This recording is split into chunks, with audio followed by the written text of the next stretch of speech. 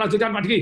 Sekarang kita fokus belajar passive income, terus massive income. Besok belajar mulai bisnis. Kalau ini cukup waktu nanti juga saham, tidak cukup besok tentang saham seperti apa. Karena kaya itu selalu butuh namanya kendaraan.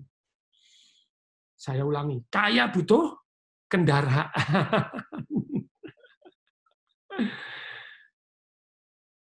Cara kaya yang paling cepat, milih orang tua yang tepat.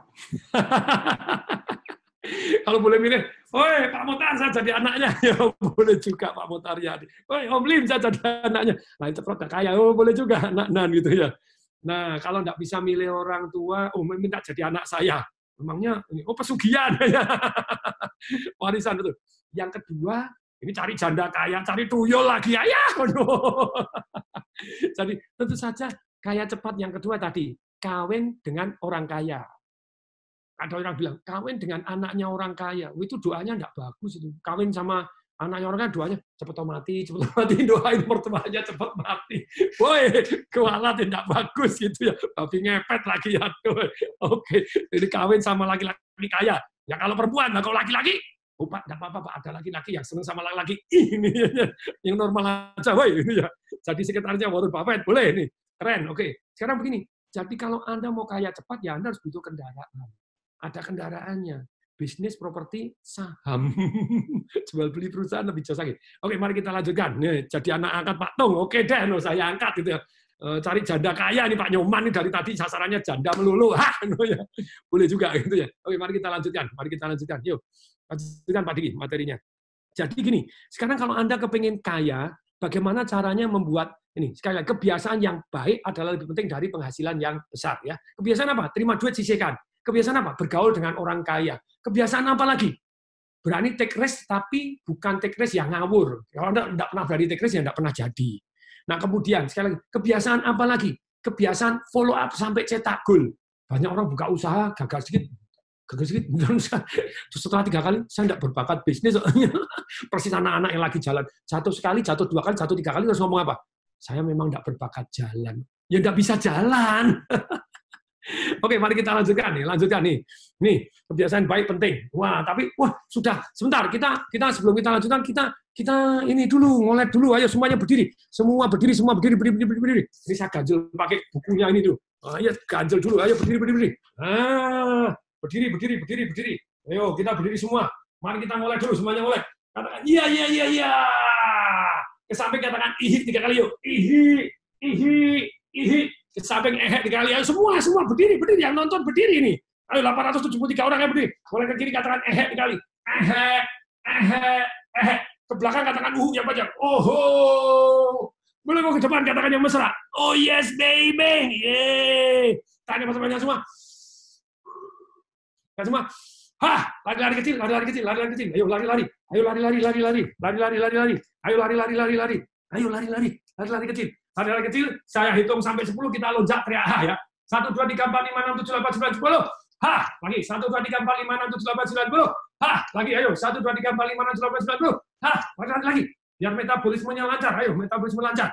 Ini membuat kita lebih bahagia dan lebih segar, lebih sehat. Ayo. Semangat. Tangan sama aja. Pelan-pelan. Yang cepat. Seger, kita mulai lagi. Ayo, tancap gas. Ayo.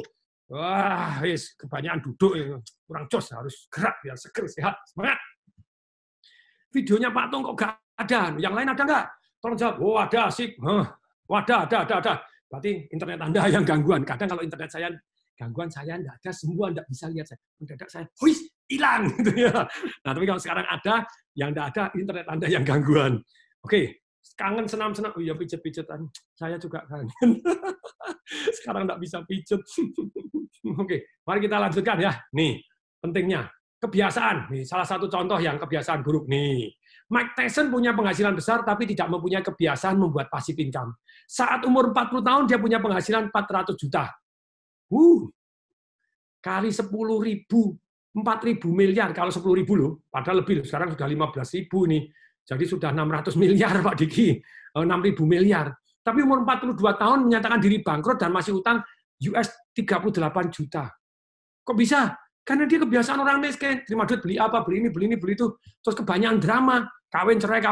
Waduh itu jadi yang mantan Miss Amerika yang dikawinin atau apa, wah itu kos separuh hartanya dia tuh, berat sekali itu ya. Aduh. Evander Holyfield, ya kawin sampai berapa kali? 5, 6, 7, 8, 9 kali atau berapa? Duitnya habis semua untuk peternakan anaknya dia. Bukan peternakan uang, ternak anak. Sedih benar. Yuk lanjut kita gini. Lanjut Pak Diki, enter nih. Nah, strategi secepat mungkin bebas secara ekonomi. Yaitu apa? Naikkan passive income, turunkan pengeluaran pertama kali. Ini yang cepat sekali. Passive income naik, pengeluaran turunin. Udah, ini beres, ini strategi untuk kita bebas secara keuangan. Ingat ya, jangan muluk-muluk dulu. Wah, harus ratusan miliar dulu, nggak usah. Anda ratusan juta aja sudah passive income Anda sebetulnya cukup untuk pengeluaran. Kalau pengeluaran nggak aneh-aneh. Jangan banyak gaya dulu, woy. Ayo, sadar, insap, lanjut. Nah, nih. Berikutnya, bagaimana strategi mengurangi pengeluaran? Nah, ini lanjut nih, Pak Diki. Ntar ada 2 itu ya. Dengan cara, 1 menyederhanakan hidup, yang kedua menunda kesenangan. Yaitu, itu. Jangan aneh-aneh lah, menyederhanakan hidup dulu, menunda kesenangan. Boleh nggak senang-senang? Boleh. Nanti kalau Anda disiplin, Anda boleh ngasih hadiah. Saya telah disiplin 3 bulan, Pak, menunda kesenangan. Nabung, Pak. Boleh nggak saya ada tabungan yang harus saya habiskan? Boleh. Itu yang saya lakukan. Jadi saya semangat. Jadi tidak terbiasa pelit. Kalau terbiasa pelit itu kan problem orang kan keuangan 2. 1 boros, begitu borosnya merasa besok mati jadi duitnya dihabiskan sekarang, ternyata tidak mati-mati. Tuanya kiri sengsara sedih amat. Yang kedua pelit-melilit karena merasa seumur hidup bakal kebutuhan uang banyak ditabung terus sampai akhirnya mati. Nggak pernah ngerasakan kekayaannya dia. Itu kesalahannya 2 orang ini. Nah, kalau memang saya biasakan dari dulu, kalau saya sudah disiplin selama 3 bulan, ini namanya disiplin melakukan alokasi kesenangan. Saya sudah disiplin menyisihkan untuk hari tua saya. Saya disiplin untuk cadangan saya. Cadangan sudah ada. Saya disiplin untuk investasi leher ke atas. Saya disiplin untuk baca buku. Saya disiplin untuk ikut seminar. Saya disiplin untuk mempelajari investasi. Saya disiplin untuk belajar bisnis. Disiplin untuk merekrut orang, caranya gimana, ngatur orang, bagaimana memotivasi orang, bagaimana mengontrol keuangan, bagaimana marketing, bagaimana, nah kemudian audit seperti apa yang dipisah, sistem urutan tata cara kerja, bagaimana belajar meluangkan waktu. Dan maka saya berhak untuk menggunakan aset alokasi tertentu. Walaupun passive income saya belum gede banget pada waktu itu, saya sudah menggunakan alokasi yang memang harus habis. Dan saya habiskan, wajib habis. Sebetulnya dari dulu, saya sudah senang. Saya senang jam-jam mahal, begitu senang. Beli coklat, beli apa, beli Rolex, beli ini. Jadi suka gitu ya, beli Richard Mille gitu ya. Dan saya senang, tapi kan pada waktu itu Pak Tung beli pertama kali jam yang merek itu apa? Saya pertama kali beli Omega gitu ya. Omega pada waktu itu karena saya belum punya passive income, ya sebetulnya sudah cukup passive income untuk beli Omega. Tetapi saya melakukan hadiah untuk saya. Apabila saya, nih nanti tekniknya, berhasil mendapatkan income sekian, dan saya sudah disiplin menaruh sekian, yang sekian ini boleh saya gunakan. Itu biasanya saya minimal 3 kali. Kalau saya sudah investasi minimal 3 kali lipat dari yang saya beli, saya boleh. Nah, saya enggak, itu investasi bisa 10 kali lipat baru beli jam itu, jam Omega-nya James Bond itu pada waktu itu gitu ya. Ya, Seamaster, oke, itu pas jam saya mewah pertama kali Omega. Oke, keren. Terus kemudian ini menunda kesenangan. Jadi Anda boleh memberikan hadiah. Mari kita lanjutkan ya. Bagaimana menunda kesenangan? Kita bahas dulu menunda kesenangan. Ayo lanjut Pak Diki. Kita mulai yang paling jelek dulu, yang keempat. Ini namanya bukan menunda kesenangan ini. Ini goblok petok, seperti ayam disembelih nanti nasib hidupnya. Level terjelek yaitu konsumtif dengan utang, beli sekarang cicil kemudian. Bersenang-senang sekarang, mati kemudian. Kapokmu kapan? Nyicil sampai melet-melet. Kapok namanya. Ini banyak sekali orang di Indonesia seperti ini. Oke, yang ketiga, nih. Yang ketiga, ini level lumayan. Level lumayan itu apa sih? Anda punya duit, baru Anda bayar cash. Oke, barang konsumtif Anda masih lumayan, tapi juga tetap jelek. Apalagi duit Anda hasil kerja keringat Anda. Kalau saya sama istri saya, bahkan istri saya keren. Prinsip istri saya tak sampaikan. Uang sekali masuk, tidak boleh keluar. Nah terus disuruh kerja dulu. Hasilnya baru boleh keluar. Itu baru keren. Toh. Diromusa dulu. Kerja paksa dulu uangnya. Nah, harus kerjain aja, nyari. Nggak segampang itu ya, nyari gampang sih gitu ya. Tapi kalau Anda nyarinya gampang, habis gampang ya nggak pernah. punya tabungan. Nyari gampang, nyari tidak gampang, pokoknya terima duit. Promosa dulu, duit promosa. Ini sudah kerja. Nah, kemudian lanjut ini. Yang nomor 2 yang lebih baik menunda kesenangan. Sabar dulu, level bagus. Punya uang, diinvestasikan dulu, sampai hasil investasinya cukup untuk membayar cicilan barang konsumtif Anda. Ini level bagus. Tapi level yang mbahnya bagus, ini, enter Pak Diki. Yaitu Anda punya uang, hasilnya dulu, passive income-nya cukup untuk membayar cash barang konsumtifnya. Nah, saya beli Rolls Royce, saya beli Alphard. Kalau Alphard itu 2 kali yang terakhir saya nyicil, karena bunganya murah banget, sama BCA dapat bunga cuma 3% atau berapa, gemes lah, karena duitnya bisa saya putarkan untuk yang lain, passive income-nya cukup untuk bayar, ya wis oke. Jadi passive income-nya cukup untuk membayar cash barang konsumtifnya. Ini loh, ayo, ini Pak Mujur, nggak kepikir, pada namanya sudah Mujur Hoki, dahsyat, wah top ya, Anda jangan hanya tidak berpikir, tapi langsung sudah terpikir, sekarang harus praktek. Ini menunda, sabar. Boleh nggak, sekali lagi, nih, boleh nggak kita beli, nanti ini, yang berikutnya. Bagaimana kita menyederhanakan? Nah, ini langsung kita lanjut. Kalau Anda mau menghemat pengeluaran, Anda sederhanakan. Lanjut, Pak Diki, enter. Nah, Pak Mujur Hoki, wah namanya sudah Mujur Hoki. Nah. Tapi hoki itu kalah. Hoki kalah sama orang yang disiplin di tempat yang tepat. Karena hoki itu sekali waktu. Lupa kalau hoki terus, itu bukan hoki terus. Kalau hoki terus itu pasti pakai strategi. Namanya hoki itu sekali waktu. Kalau terus-terusan, pasti meninggalkan jejak. Saya ulangi ya, kalau hoki, mujur, sekali waktu. Kalau terus-terusan, pasti bukan hanya hoki, bukan hanya mujur. Pasti dia meninggalkan jejak. Pak tuh kok banyak perusahaan yang sukses, Pak tuh kok investasi banyak yang sukses. Oh, hoki itu. Ya, hoki sekali waktu. Tapi kalau kita pakai strategi, sering kali. Ini bedanya, makanya perlu strategi. Makanya kita strategi. Barang konsumtif adalah yang ketika kita beli, barang tersebut memakan kita. Harganya turun, dan kita mengeluarkan duit terus. Barang produktif ketika kita beli, barang dan jasa tadi memberi makan kita, dan menambah kita kaya, harganya naik. Top. Lanjut nih. Makanya Anda harus tajam sekali kalau pengen kaya ini. Wah, nomornya yang ikut bagus nih. 888 ini partisipan. Berapa cara untuk menyederhanakan hidup? Nih, lanjut. Nih. Jadi nomor 1, kita yang namanya menunda kesenangan, ini yang terbaik. Sampai passive income kita cukup untuk membeli barang konsumtif, baru kita beli barang konsumtif tersebut. Kadang orang nggak betah ini. Kalau saya betah banget. Super betah gitu ya. Saya tahan tahun-tahunan, jadi tidak pindah ke rumah yang besar. Ya, ingat, bayangin, saya tahun 2004, itu pindah di Pondok Indah, Bukit Golub sudah bisa. Tapi saya enggak, mending saya beli 30 ruko, ya saya rumahnya saya tetap nikmatin gitu ya. Soalnya beli berapa puluh M itu bisa, tapi saya beli hanya rumah waktu itu 2,4 M di tahun 2005. 2004 sebenarnya pindah kalau sudah bisa. Mending rukonya yang banyak, rukonya produktif, ya rumah saya gedein, saya nikmatin untuk hadiah saya, tapi itu cuman enggak sampai 1/10 dari duit saya pada waktu itu. Dan sekali lagi, menunda kesenangan sampai saya dari dulu enggak pernah beli barang baru, yang nomor 2. Enter Pak Diki. Jadi saya tidak pernah beli barang baru kecuali ketika passive income saya cukup untuk punya. Ya lanjut. Jadi yang kedua, tunggu sampai kita punya 10 kali lipat dari barang konsumtif tersebut baru kita beli cash. Loh, rumah kan tidak konsumtif, Pak Tong. Rumah kan investasi. Kalau rumah satu-satunya itu konsumtif karena Anda pakai dan Anda tinggalin. Hoi. Kalau rumah Anda 20, 19-nya Anda sewa-sewakan, berarti yang 19 itu produktif, yang satu tetap konsumtif karena Anda naikin. Anda tinggal, lupa nanti kalau dijual kan naik. Ya kalau dijual terus Anda tidur di mana? Itu capital gain. Iya capital gain, tapi kan ya maksud Anda terus jual rumah tinggal yang lebih kecil boleh sih kalau menyederhanakan hidup. Tetapi dalam hal ini, lupa saya punya rumah 5, itu termasuk barang konsumtif atau produktif. 5-nya untuk apa dulu? Anda sewa-sewakan enggak? Membawa hasil enggak?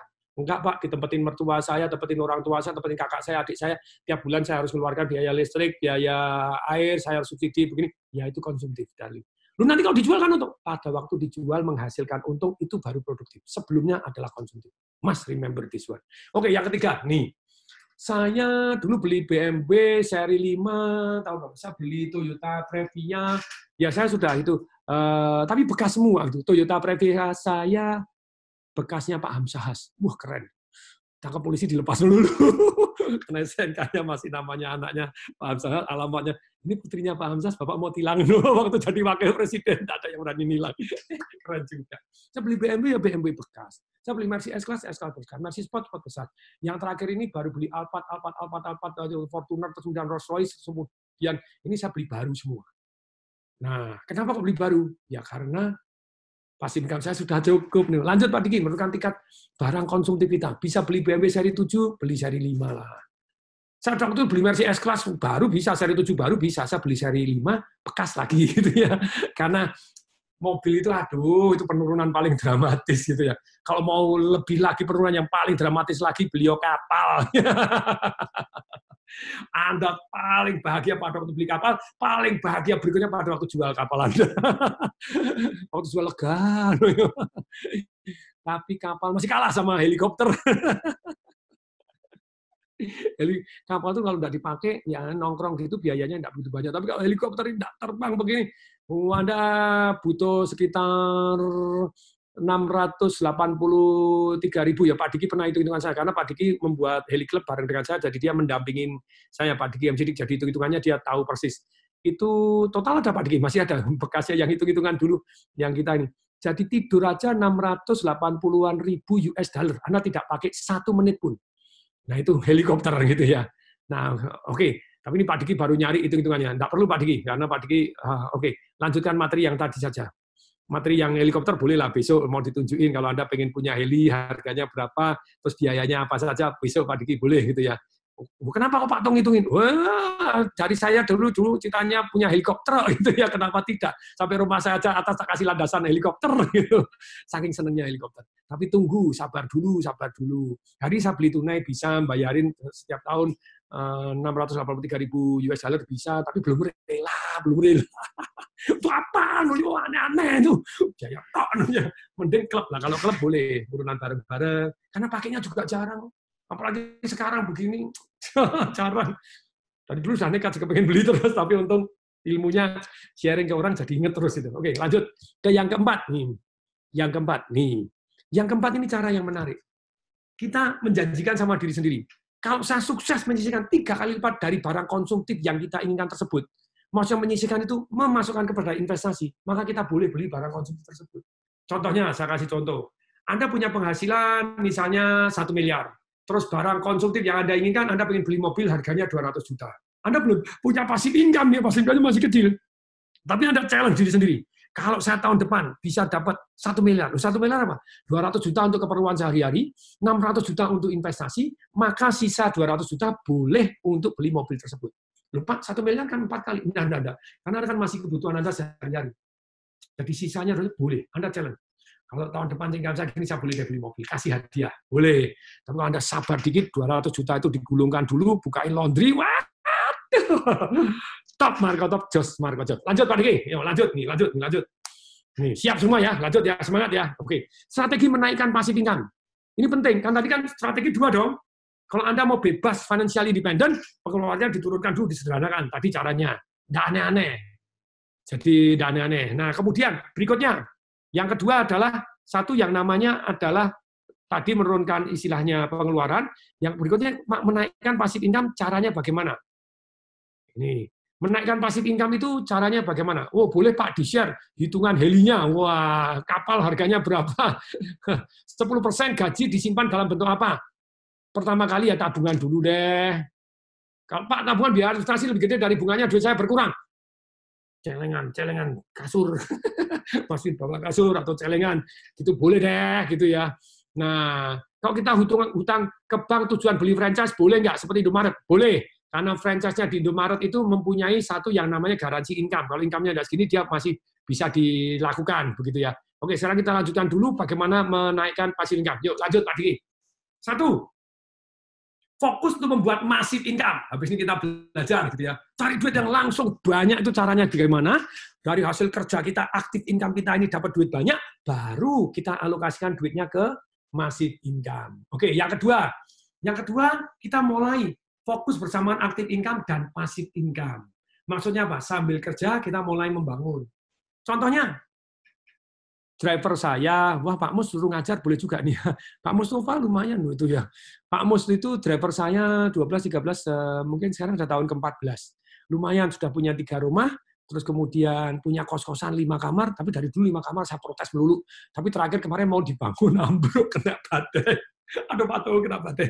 Nah, aduh, driver saya dulu yang namanya Pak Muslim itu punya sawah, yang bisa dibagi hasilkan. Terus ada pembantu saya itu punya kambing, punya sapi, itu mbok yem itu. Punya kambing, punya sapi di daerah, itu di suaminya lumayan, jadi punya peternakan, ternaknya lumayan bisa menghasilkan income. Jadi Anda fokus sambil kerja, bangun ya. Bangun 1 rumah bedeng dulu, kamar kos 1 dulu, lumayan nambahin. Penting ini. Yang ketiga, langsung passive income. Nah, ini. Ayo yang ketiga Pak Diki, enter dong Pak Diki. Ayo, langsung fokus membangun passive income. Tapi biasanya kalau Anda langsung fokus membangun passive income, ya tidak semudah yang Anda bayangkan. Kayak tadi Anda menjadi negosiator dan yang menemukan tambang batu bara. Tapi kan Anda harus punya cadangan untuk hidup dulu. Pak, tapi sementara saya belum bisa hidup gimana? Ya pakai bantuan IMF, istri mertua family. Dulu pada waktu saya mau ikut seminarnya Anthony Robbins, harus keluar duit banyak, dan kemudian saya tidak punya uang, harus menggadaikan properti saya, terus kemudian akhirnya saya jual, itu saya sempat telepon papa saya. Saya telepon berlinang air mata karena apa? Harga diri. Saya, Pak, aku tak ikut seminar ya. Ini tabunganku tidak cukup, aku utang. Nanti kalau aku tidak bisa makan, tolong Pak ya, bantu makan aja. Papa saya, tenang, kalau makan papamu masih bisa. Saya sudah anak 2. Nangis saya. Tutup ceklek, nangis. Itu saya, kamu ada apa? Saya tidak tahu. Tapi itu harga diri saya kebanting total karena minta bantuan orang tua. Waduh, itu. Ya tapi nggak apa-apa kalau kita kepepet hari ini. Sekali lagi kan hari ini banyak yang kepepet. Gajinya berkurang, ada yang tak gajian, ada yang di PHK, cicilan mobil masih ada, cicilan rumah masih ada. Ya Anda minta bantuan, woi cicilan mobil, cicilan rumah dihentikan, lagi PHK, Anda bisa nyicil. Jangan aneh-aneh. Minta bantuan orang tua dulu, minta bantuan ini boleh. Bahkan minta bantuan Kementerian Sosial, boleh nih. Ini ada minta Kementerian Sosial, nomor teleponnya berapa? Kementerian Sosial 0811 10 222 terus kemudian 10. Nih, tolong diminta nomor teleponnya mana itu? Ya.